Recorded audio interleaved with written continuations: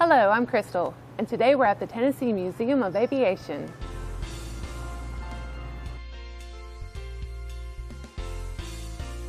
Recently, TapTV paid a visit to the warbird collection of the Tennessee Museum of Aviation in Pigeon Forge. The museum was founded in 2001 to educate the public as well as document and preserve the state's rich aviation history. The museum includes an exhibits gallery as well as a display hangar housing a number of rare piston and jet warbirds.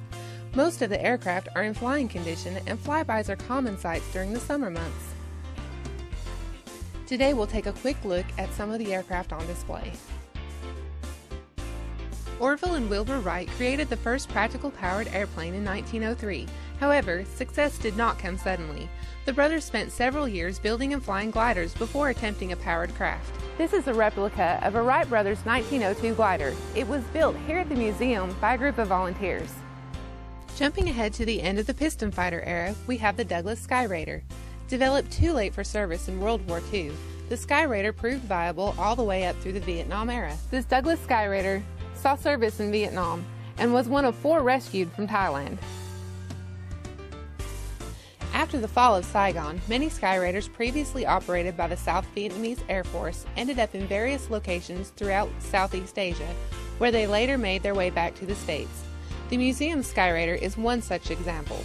Although developed around the same time as the Sky Raider, the T-33 Shooting Star is a prime example of early jet technology, enjoying a long military career well into the 1980s. This Canadair T-33 was once owned by Star Trek actor Michael Dorn. Many T-33s still remain in civilian service.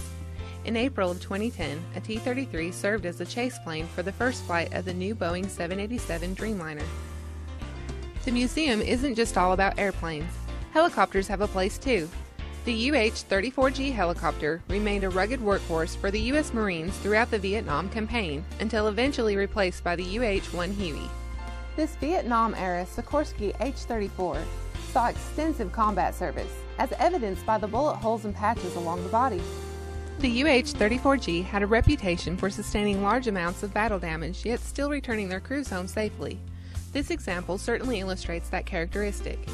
The museum doesn't just have real war heroes on display, it has some Hollywood war heroes as well. This specially modified B-25 cockpit was used by Hollywood in movies such as In Harm's Way with Kirk Douglas and John Wayne.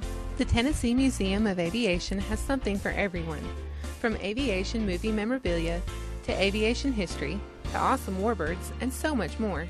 If your travels bring you to Eastern Tennessee, then be sure to check out the Tennessee Museum of Aviation.